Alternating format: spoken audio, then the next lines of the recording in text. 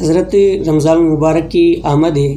تو رمضان المبارک کی روزے کی جو فضیلتیں حدیثوں میں آئی ہے تو وہ کیا ہیں؟ آپ ان پر روشنی ڈالیں۔ اللہ تبارک و تعالیٰ کا لاکھ لاکھ شکر و احسان ہے کہ اس نے ہمیں ماہ رمضان المبارک کی بہاریں اور اس کی سعادتیں پھر سے عطا فرمائی،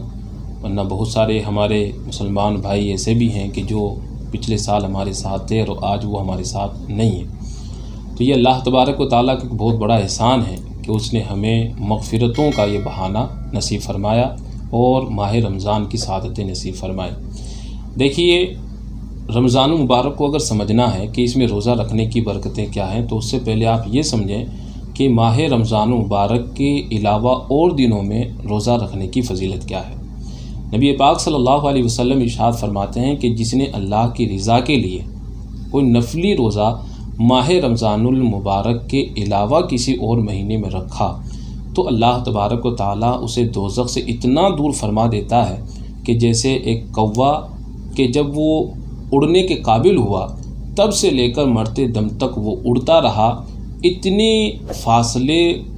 پر اللہ تبارک و تعالیٰ اسے دوزخ سے دور فرما دیتا ہے۔ سبحان اللہ۔ اور علماء کرام فرماتے ہیں کہ کوا تقریباً 500 سال تک زندہ رہ سکتا ہے، یعنی کل ملا کر اس حدیث پاک کا مفہوم یہ ہوا کہ اللہ تعالیٰ 500 سال کی مسافت تک اس بندے کو دوزخ سے دور فرما دیتا ہے کہ جو ایک نفلی روزہ رمضان المبارک کے علاوہ رکھتا ہے۔ اسی طرح ایک روایت میں آتا ہے کہ اگر کوئی اللہ کی رضا کے لیے ایک نفلی روزہ رکھے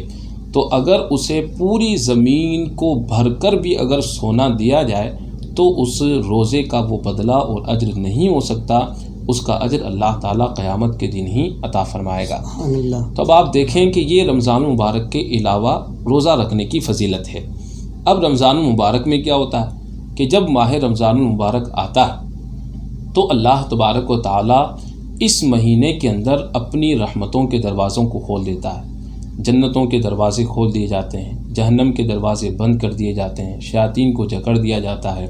اللہ تبارک و تعالیٰ آسمانوں کے دروازوں کو کھول دیتا ہے، اور اس مہینے کے اندر اللہ تبارک و تعالیٰ کسی ایک نفلی نیکی کرنے پر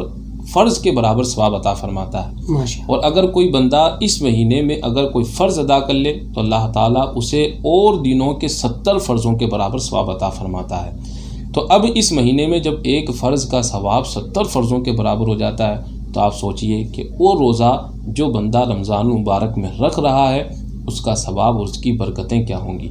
نبی پاک صلی اللہ تعالیٰ علیہ وسلم ارشاد فرماتے ہیں کہ اللہ تبارک و تعالیٰ ایک بندے کو اس کی نیکی پر 10 سے لے کر 700 گنا تک ثواب عطا فرماتا ہے، مگر جب بندہ روزہ رکھتا ہے تو اللہ تبارک و تعالیٰ فرماتا ہے کہ جس بندے نے میری رضا کے لیے روزہ رکھا تو اس کا ثواب میں خود عطا فرماؤں گا۔ اب اس کا ثواب اللہ کیسے عطا فرمائے گا، کتنا عطا فرمائے گا، یہ کوئی نہیں جان سکتا۔ تو ماہ رمضان المبارک ایک بہت مبارک مہینہ ہے کہ جو ہماری مغفرتوں کو لے کر آیا، ہمارے لیے سعادتوں کو لے کر آیا، دنیا آخرت کی بھلائیوں کو لے کر آیا۔ تو اس لیے ہمیں اس مہینے کی قدر کرتے ہوئے اس مہینے کے روزے پوری پابندی کے ساتھ ہمیں رکھنے چاہیے۔ ایسا نہ ہو کہ کسی بہانے سے ہم اس مہینے اور اس مبارک اور مقدس مہینے کے روزوں سے محروم ہو جائیں۔